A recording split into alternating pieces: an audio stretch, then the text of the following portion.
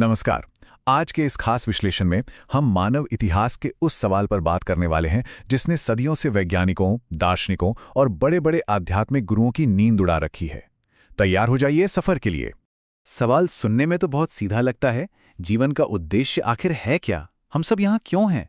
आज हम किसी एक रटी रटाई बात या थोपी गई विचारधारा पर नहीं रुकेंगे, बल्कि सोर्स मटेरियल के आधार पर तीन बिल्कुल अलग और सच कहूं तो बेहद शानदार नजरियों से इस पहेली को सुलझाने की कोशिश करेंगे।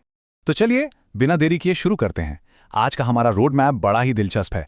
सबसे पहले हम देखेंगे विज्ञान की दुनिया, फिर चलेंगे आध्यात्म और मोक्ष के मार्ग पर, उसके बाद एक बिल्कुल प्रैक्टिकल नजरिया देखेंगे और आखिर में करेंगे इन सब का एक सटीक संगम।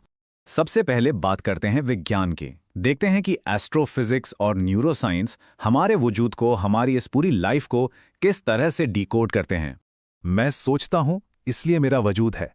आधुनिक सोच की बुनियाद इसी एक शानदार विचार पर टिकी है। रेने डिकार्ट ने सबसे पहले हमारे इस भौतिक शरीर और सोचने वाले दिमाग को बिल्कुल अलग अलग करके देखा था। विज्ञान के नजरिए से देखें तो हम शायद भौतिक नियमों से चलने वाली बस एक बायोलॉजिकल मशीन भर हैं, लेकिन हमारा ये जो चेतन दिमाग है ना, यही वो पावर हाउस है जो हमारे होने का पूरा अर्थ तय करता है। इससे थोड़ा आसान भाषा में समझते हैं। हमारी आंखें असल में जो देखती हैं वो बहुत ही अधूरी जानकारी होती है। इसमें कई ब्लाइंड स्पॉट्स यानी खाली जगहें होती हैं, लेकिन यही एंट्री होती है हमारे दिमाग की।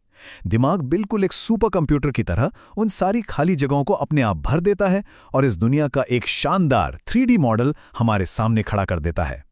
विज्ञान कहता है कि जिसे हम सच्चाई या उद्देश्य मानकर चलते हैं ना, वो असल में हमारे दिमाग के न्यूरॉन्स द्वारा रचा गया एक मास्टरपीस मॉडल ही है। इस कंसेप्ट को गहराई से समझने के लिए जॉन कॉनवे का गेम ऑफ लाइफ एक बेहतरीन उदाहरण है। ये एक मैथमेटिकल सिमुलेशन है। इसमें होता क्या है कि बहुत ही साधारण नियमों वाले एक ग्रिड से देखते ही देखते बेहद जटिल और हैरान कर देने वाले पैटर्न बन जाते हैं। बिल्कुल इसी तरह हमारे दिमाग के जो अरबों न्यूरॉन्स हैं वो केवल भौतिकी के एकदम सरल नियमों पर चलते हैं, लेकिन जब वे आपस में जुड़ते हैं तो चेतना, इच्छाओं और इस जीवन के उद्देश्य का एक इतना गहरा एहसास पैदा करते हैं कि सब कुछ बिल्कुल असली लगने लगता है। और ये बात बहुत ही खूबसूरती से यह साबित करती है कि हमारा दिमाग बिल्कुल एक मौसम प्रणाली की तरह है।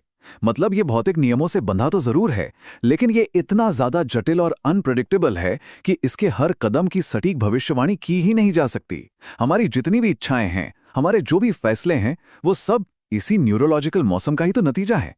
तो अगर इस वैज्ञानिक नजरिए को समेटें तो बात ये निकल कर आती है कि जीवन का कोई रेडीमेड उद्देश्य ब्रह्मांड ने हमें नहीं सौंपा है, बल्कि हम खुद इस विशाल ब्रह्मांड का वो हिस्सा हैं जो चेतना पाकर खुद को और इस पूरी दुनिया को एक अर्थ दे रहा है। उद्देश्य कहीं बाहर आसमान में नहीं लिखा है, बल्कि वो हमारे दिमाग की बुनावट में ही मौजूद है। खैर, ये तो हुआ विज्ञान। अब एक बिल्कुल अलग धरातल पर कदम रखते हैं, आध्यात्म और मोक्ष की यात्रा। देखते हैं कि सनातन धर्म इस पूरे विषय को कितनी गहराई और निष्पक्षता के साथ हमारे सामने रखता है। सनातन दर्शन में इसे एक बहुत ही प्यारे उदाहरण से समझाया गया है। जैसे गंगा नदी गंगोत्री से निकलती है तो उसका सिर्फ और सिर्फ एक ही अंतिम लक्ष्य होता है, विशाल समुद्र में जाकर मिल जाना। अध्यात्म कहता है कि इंसान की आत्मा का भी एक पहले से तय उद्देश्य है, और वो है परमात्मा से मिलन। यहां कोई अर्थ बनाना नहीं पड़ता, मंजिल पहले से ही तय है। और यहीं पर एक बहुत ही हैरान करने वाला नंबर सामने आता है, 84 लाख।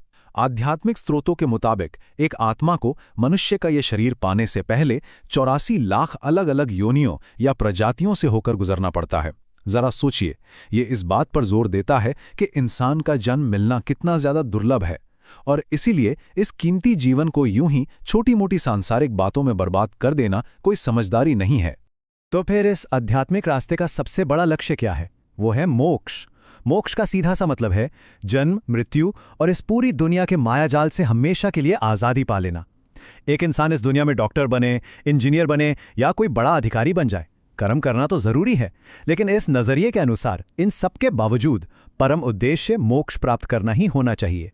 इसे राजा भरत की कई जन्मों वाली कहानी से बहुत अच्छे से समझा जा सकता है। पहले जन्म में राजा भरत ने अपना सारा राजपाट छोड़कर संन्यास ले लिया, लेकिन जंगल में उन्हें एक हिरन के बच्चे से लगाव हो गया। उसी मोह के कारण उनका अगला जन्म ही हिरण के रूप में हो गया। फिर तीसरे जन्म में वो एक ब्राह्मण बने जिन्होंने पैदा होते ही मौन धारण कर लिया ताकि दुनिया के किसी भी इंसान या चीज से कोई नया लगाव न जुड़े।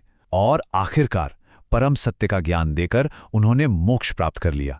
ये कहानी बिल्कुल साफ कर देती है कि मोह और आसक्ति किस तरह से हमारी मुक्ति के रास्ते में दीवार बन जाते हैं। तो विज्ञान की गहराइयों और आध्यात्म की ऊंचाइयों से थोड़ा बाहर आते हैं। अब बात करते हैं एक तीसरे बेहद जमीनी और एकदम व्यावहारिक नजरिए की। एक ऐसा नजरिया जो जीवन को भविष्य में नहीं बल्कि बिल्कुल अभी और इसी पल में देखता है। आचार्य प्रशांत के विश्लेषण से जुड़ा एक बहुत ही जबरदस्त उदाहरण है जो सच में आंखें खोल देता है।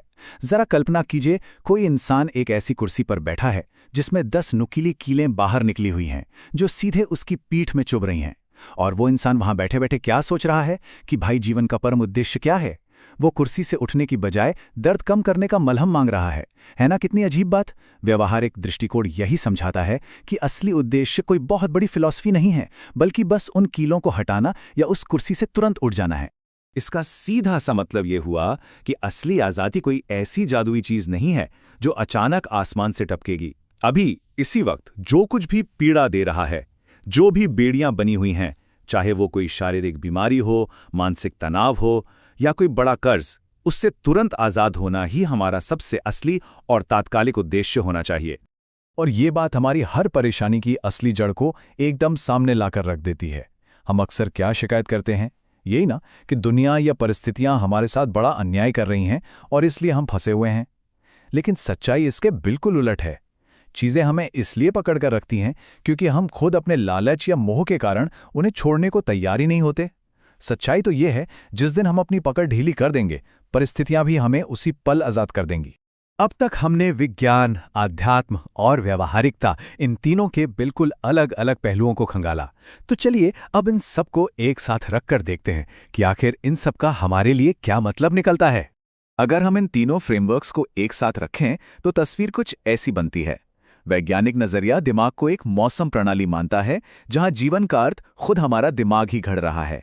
वहीं आध्यात्मिक नजरिया हमें समुद्र की ओर बहती एक नदी के रूप में देखता है जिसका परम लक्ष्य सिर्फ और सिर्फ मोक्ष है। और जो व्यवहारिक नजरिया है वो कुर्सी में चुभती कीलों की बात करता है, जहां एकमात्र उद्देश्य है अभी और इसी वक्त की पीड़ा से आज़ादी। इन तीनों में अगर कोई एक चीज कॉमन है तो वो है हमारी चेतना। हम अपने जीवन के हर पल को कैसे महसूस करते हैं, सारा खेल बस उसी का है। तो आखिर में सबसे बड़ा सवाल यहीं आके टिक जाता है, क्या जीवन का उद्देश्य बस दिमाग द्वारा बुना गया एक मॉडल होगा, या फिर ये एक ऐसी आध्यात्मिक मंजिल है जिसे हर हाल में पाना ही होगा, या शायद ये इसी पल में चुभती हुई उस कील को तुरंत निकाल फेंकने का एक सीधा सा चुनाव है। ये तय करना हर इंसान का अपना बिल्कुल निजी सफर है। कौन सा नजरिया असल जिंदगी से सबसे ज्यादा मेल खाता है, ये खुद खोजना होगा। इस गहरे विश्लेषण में साथ जुड़ने के लिए बहुत बहुत शुक्रिया।